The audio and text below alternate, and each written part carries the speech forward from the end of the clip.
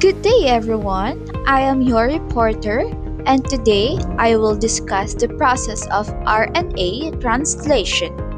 First of all, what is RNA translation?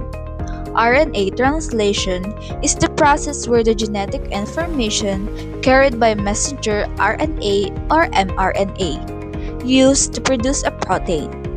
Proteins are important because they help build our body, repair tissues, and perform many functions inside our cells. Translation happens in the ribosome with the help of transfer RNA or tRNA and ribosomal RNA or rRNA. Now, let us discuss the three main stages of RNA translation. Before we begin, we would like to acknowledge the illustration from Alila Medical Media, which will help us better understand the process of DNA replication. Ngayon ay tukuyin na natin ang proseso ng translation. Una, initiation.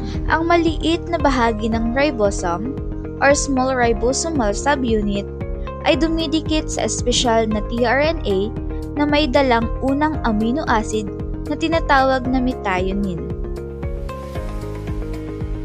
Ang buong pangkat na ito ay didikit naman sa simula o cap ng mRNA at magsisimulang mag-scan o maghanap ng start codon na AUG. Kapag nakita na ang AUG, ang malaking bahagi ng ribosome or large ribosomal subunit ay ididikit na rin sa grupo at ang mga katulong na protina or initiation factors ay aalis na.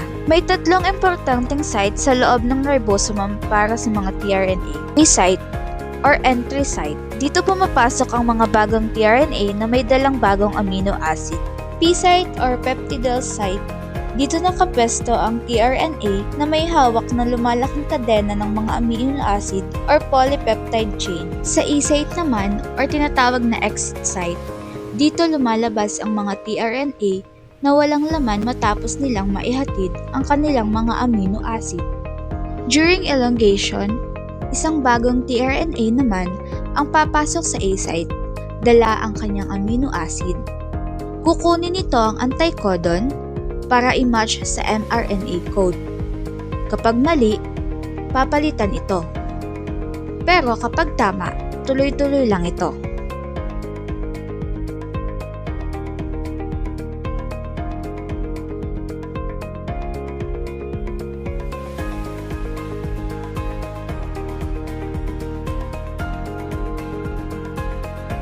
Pagkadikit sa A-site, gagawa ng koneksyon o tinatawag nating peptide bond sa pagitan ng dalawang magkatabing amino acid.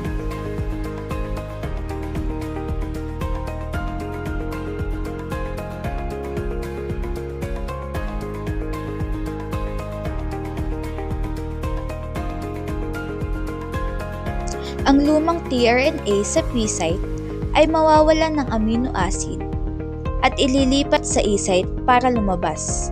Ang ribosome naman ay uusad ng isang hakbang pasulong para sa susunod na ikot. Uulitin ang prosesong ito ng paulit-ulit para humaba ang kadena ng protina. Dito na mangyayari ang termination or pagtatapos.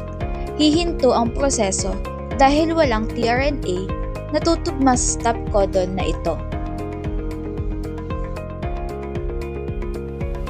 Dito nalilitaw ang release factor. Sa halip na tRNA, ang release factor ang didikit para maputol ang koneksyon at pakawalan ang nabuong protina.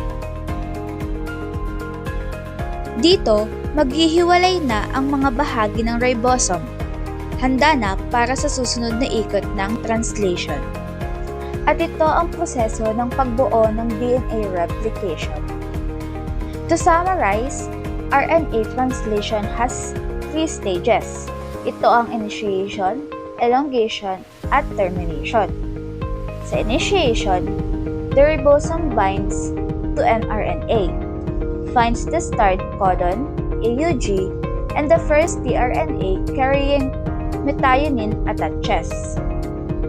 Through elongation naman, ang mga tRNAs bring amino acids, peptide bonds form, and the protein chain grows. At during naman sa termination or pagtatapos, the ribosome reaches a stop codon, releases the completed protein, and translation ends. In conclusion, RNA translation is an essential biological process because it converts the genetic information stored in mRNA into proteins. Without translation, our cells would not be able to produce the proteins needed for growth, repair, and normal body function. That's all, everyone, and thank you for listening and watching. I hope you learned how RNA translation works. Have a great day to all. Like, comment, and subscribe.